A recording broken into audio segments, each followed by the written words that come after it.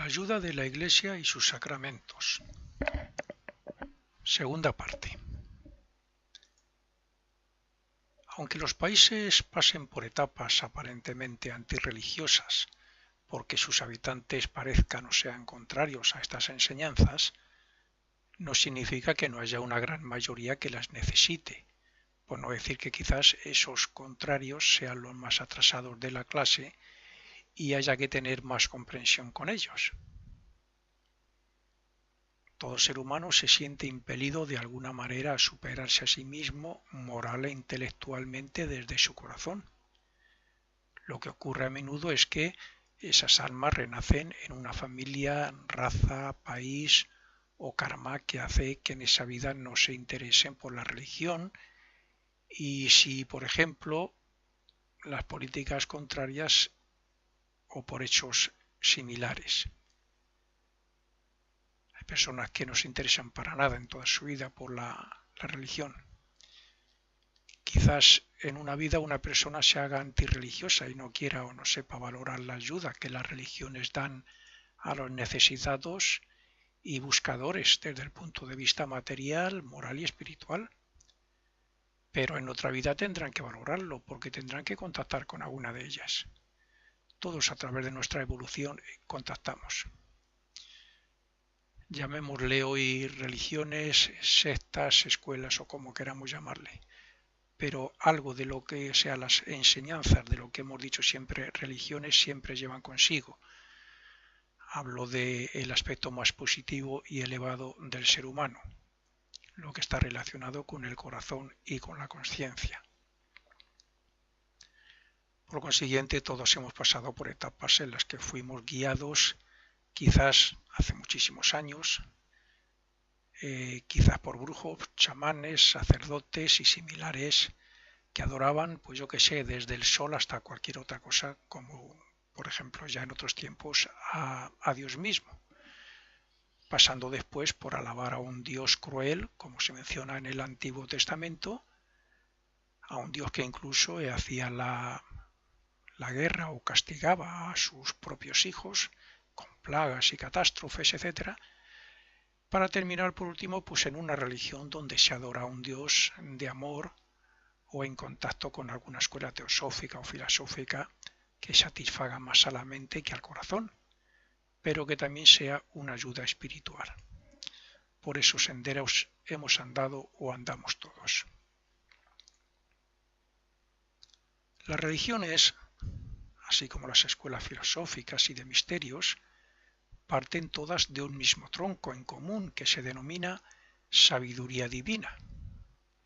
Y es esta sabiduría de los guías de la humanidad la que se manifiesta de diferentes formas, pero de tal manera que, cuando se llega a determinado nivel de comprensión y de conocimiento, se puede pertenecer al grupo de los discípulos más directos, donde se reciben otras enseñanzas superiores. Estos son los llamados iniciados en los misterios. Y eso se sabe que existió en la India, en Egipto, en Grecia o en Persia, donde se hacían iniciados en los misterios de Mitras, de Orfeo, de Luises, Samotracia, entre otros. Hoy todavía hay movimientos, sociedades, etcétera, que representan esta sabiduría, esos discípulos, iniciados o maestros. Y ahora mismo me viene a la cabeza la masonería, por ejemplo, y órdenes de misterios, otras que hay representadas por fraternidades. También ha habido escuelas como la pitagórica o la neoplatónica y otras, pero todas ellas han estado relacionadas con la divinidad, o sea, con Dios. Y todas han enseñado en secreto hechos que incluso han estado relacionados con el más allá. Tanto en el Antiguo como en el Nuevo Testamento se habla de la existencia de los misterios. Pero desde los primeros tiempos de la Iglesia cristiana hasta hace pocos siglos, se ha iniciado a muchas personas en los misterios menores o en el misticismo. Discípulos directos de Cristo, así como otros como Orígenes, dejaron muchos escritos respecto a la enseñanza esotérica y mística que recibían algunos discípulos para ser iniciados. Estamos hablando de la gnosis. El mismo Cristo aconsejaba no dar lo santo a los perros ni echar las perlas a los cerdos, refiriéndose a que hay una enseñanza oculta que no se debe dar al vulgo, a los profanos. Sin embargo, Cristo sí dejó unos ritos de gran utilidad para todo creyente. Estos son los llamados sacramentos. En sus orígenes, el cristianismo enseñaba el significado de sus 7 sacramentos y lo hacía a través de los padres de la Iglesia hacia sus discípulos.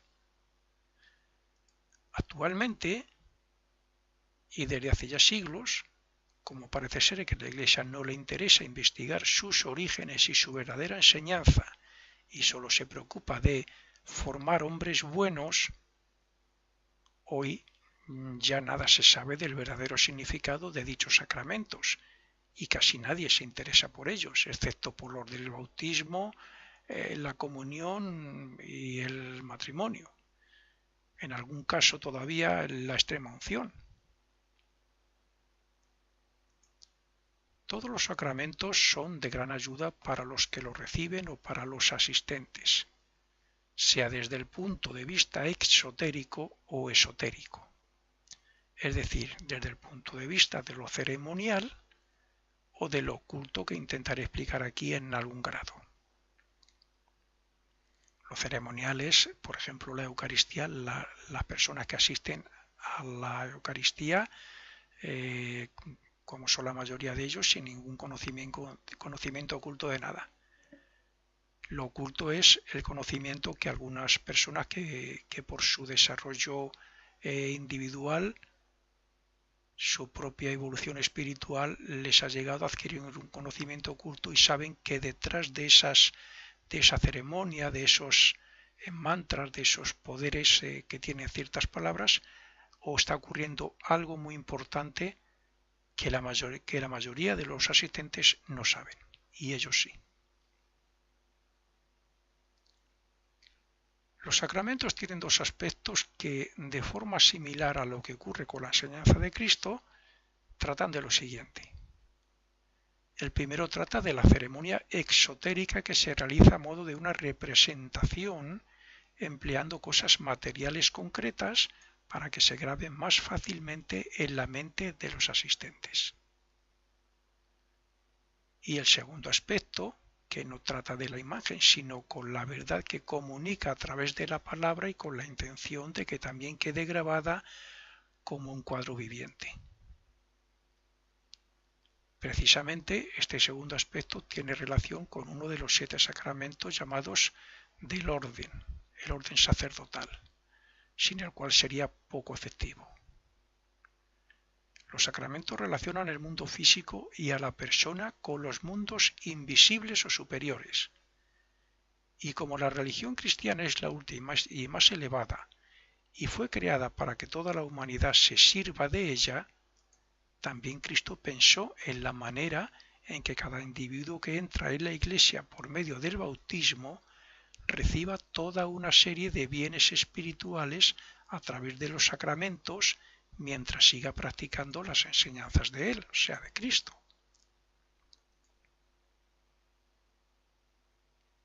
Se sabe que Cristo dejó como sacramentos el bautismo y la Eucaristía, pero, en mi opinión, los otros sacramentos fueron creados después. Por un lado, por los padres del cristianismo y por otro, por otros iniciados clarividentes que podían ver y experimentar cómo la energía espiritual de los mundos superiores y de Cristo descendía si era invocada como debe de ser, con ciertas palabras de poder. La energía espiritual es siempre la misma como la luz blanca, pero dependiendo de cómo y para qué se invoque, se transformará y hará su función en el mundo físico. Lo único que hace falta es el mecanismo o medio por el cual el sacramento tenga efectividad, y ese medio eran los discípulos o iniciados que crearon después el orden sacerdotal, para que los sacerdotes y obispos recibieran el poder de invocación mencionado a través de la ceremonia y de la palabra. Esto, como es lógico, se hacía si eran aptos para ello, claro. Pasados varios siglos después de la muerte de Cristo, se fue olvidando, vamos a decirlo así, parte de su enseñanza oculta, y sólo quedó la enseñanza para el vulgo. Y algo similar ocurrió con los sacramentos, porque fueron y son practicados por personas que no tienen el poder, o sea, no fueron ordenados. Hoy hay personas que no han sido ordenados, no tienen ese poder, entre comillas, y sin embargo están actuando como si fueran curas y como si tuvieran el poder. El poder ha sido otorgado de obispos a sacerdotes desde el origen del cristianismo y desde la creación del sacramento del orden.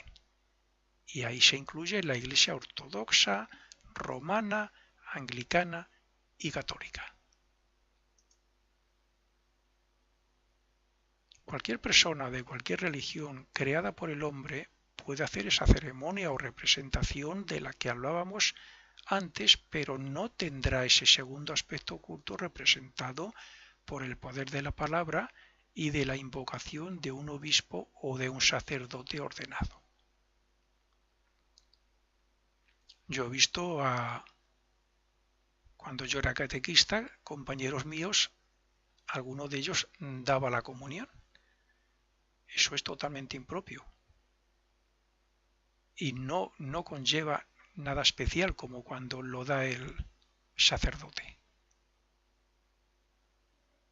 Es cierto que algunos representantes de esas iglesias se han desviado de su compromiso. Un compromiso, por ejemplo, estoy hablando de representantes de la iglesia como por ejemplo un cura. Algunos de ellos se han desviado de su compromiso. Por otro lado, yo me atrevería a afirmar que está predestinado antes de nacer para ello, claro. Como todas las cosas más importantes de nuestras vidas están ya predestinadas. No todas, como es lógico. Y si se han apartado de ese compromiso, pues ya no lo representan. Como imagen, las enseñanzas de Cristo principalmente. Sin embargo, si hacen los sacramentos de acuerdo a cómo fueron enseñados, tendrán el mismo efecto, precisamente porque han sido ordenados y tienen ese poder. Evidentemente, si el sacerdote u obispo tuviera el conocimiento oculto o incluso la clarividencia necesaria, los resultados del sacramento serían mucho más efectivos con respecto a las personas que tienen delante cuando ofician. También es muy posible que cuando un representante de la Iglesia la abandona o reniega de ella y vive en el pecado, como cualquier otro, como cualquier persona, pues pierda el poder que le fue dado.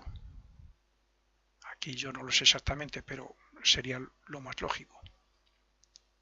A esto hay que añadir que cuando una persona asiste a una ceremonia sacramental o la solicita, como en el caso de la extremaunción, con conocimiento de causa y colabora,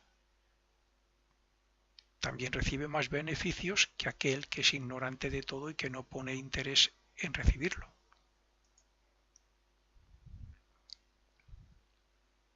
Por consiguiente, los 7 sacramentos son una ayuda para los cristianos desde que se afilian a la Iglesia y reciben el bautismo hasta que dejan este mundo y reciben la extremaunción. Cada vez que participan en los sacramentos aumenta el beneficio de la gracia interna de Cristo que se otorga con el bautismo y se consagra con la confirmación y después con la comunión. Aunque no tengo intención de hablar de la filosofía oculta respecto a todo esto, no me queda más remedio que aclarar algunos hechos por ese medio, a pesar de que algunos lectores no lo crean. La Iglesia menciona diferentes jerarquías superiores al hombre.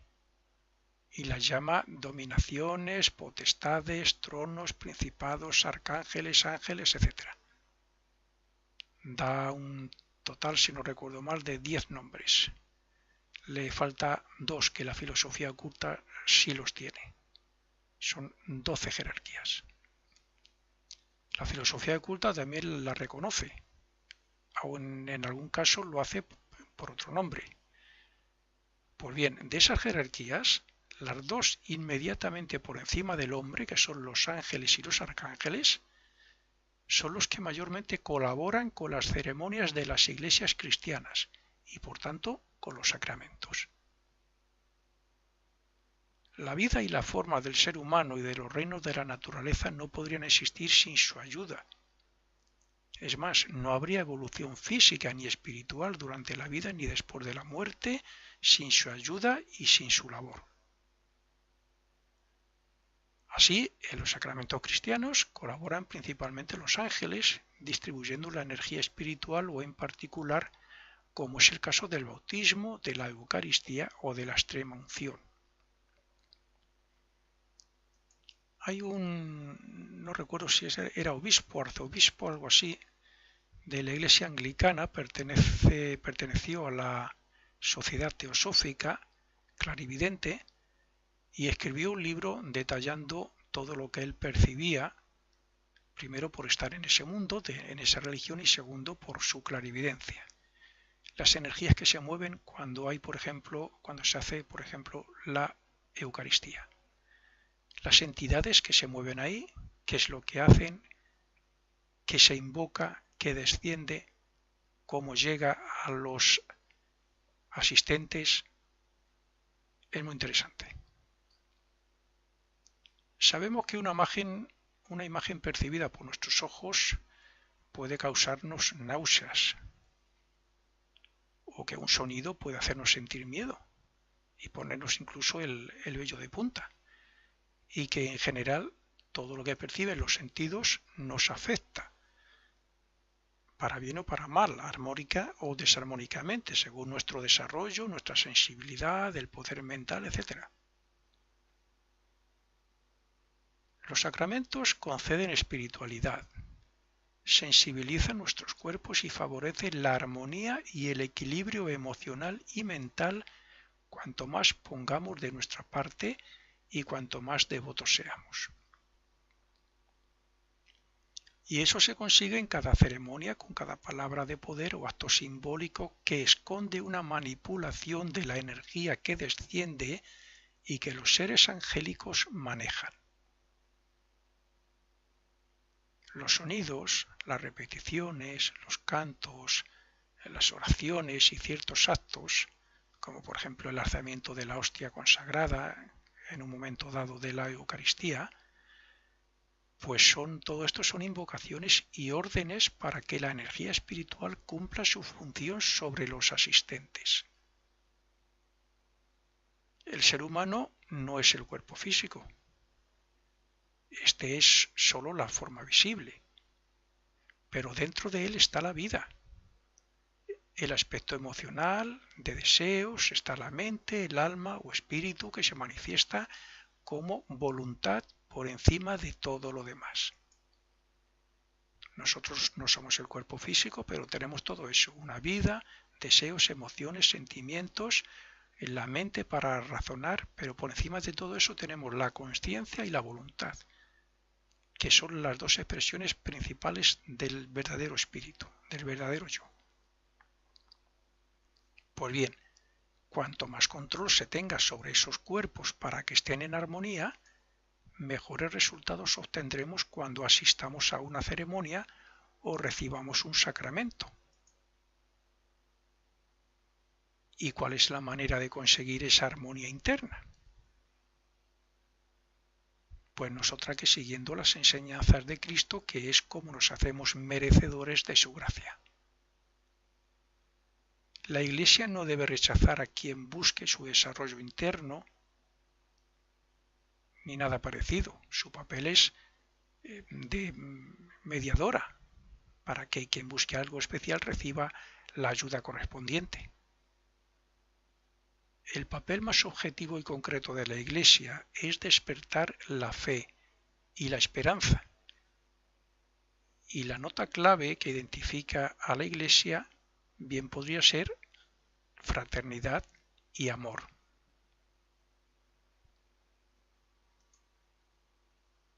Bien, después de esta explicación, vamos a pasar ahora a analizar, por tanto, los sacramentos, haciendo más hincapié en los que normalmente más se practican por la sociedad, por la mayoría de las personas. Comenzamos entonces por el bautismo. En los primeros tiempos del cristianismo, el bautismo se efectuaba sumergiendo todo el cuerpo de los neófitos en una fuente cuya agua había sido convenientemente tratada y bendecida para que cumpliera su función de purificación, protección y de ayuda contra las influencias negativas. Sin profundizar mucho las enseñanzas ocultas que he estudiado, diré que los cuerpos invisibles superiores tienen unos vórtices o chakras que se trabajan en el bautismo por medio del ritual, que es la señal de la cruz en diferentes partes del cuerpo, del propio bautismo, y las palabras de poder que utiliza el sacerdote. Ese es el ritual. Y eso afecta, como digo, a esos chakras. De esta forma, la persona queda protegida contra ciertas influencias y queda marcada como cristiana para toda su vida. Naturalmente que los practicantes renuevan el compromiso y la influencia espiritual sobre sus cuerpos cuando hacen la señal de la cruz con agua bendita en las iglesias y durante las ceremonias. Para que el agua bendita tenga el poder de purificar y proteger, debe estar bendecida por alguien que tenga el sacramento del orden sacerdotal, o sea, por alguien que haya sido ordenado. Y que con el poder de la palabra también haya dicho la oración o mantra correspondiente, como así está escrito en los rituales antiguos de la Iglesia.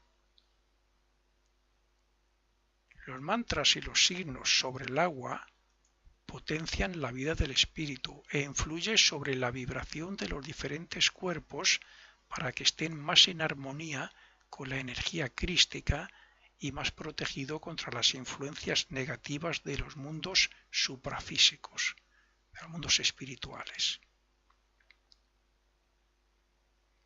Antiguamente se practicaba el bautismo cuando la persona ya era adulta y cuando había alcanzado cierta preparación. Actualmente el bautismo casi se considera más una preparación para el sacramento de la confirmación, por el hecho de que a la edad de la confirmación ya se es más razonable.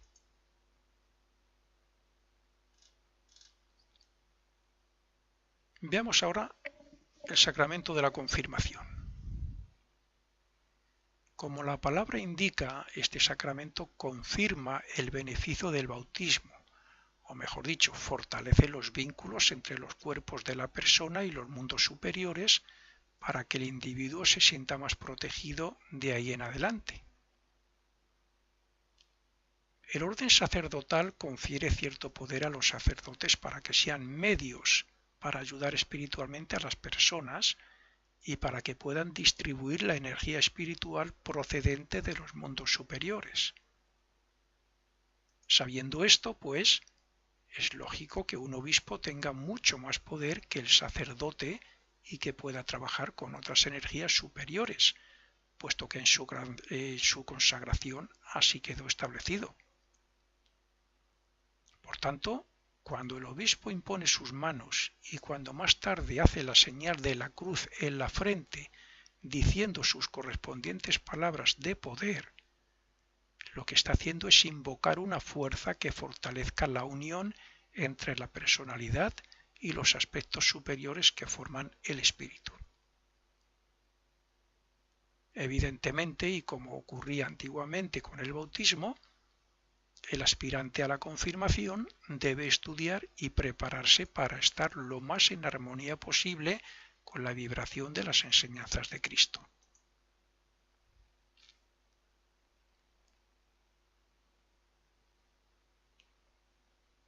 El sacramento de la Eucaristía.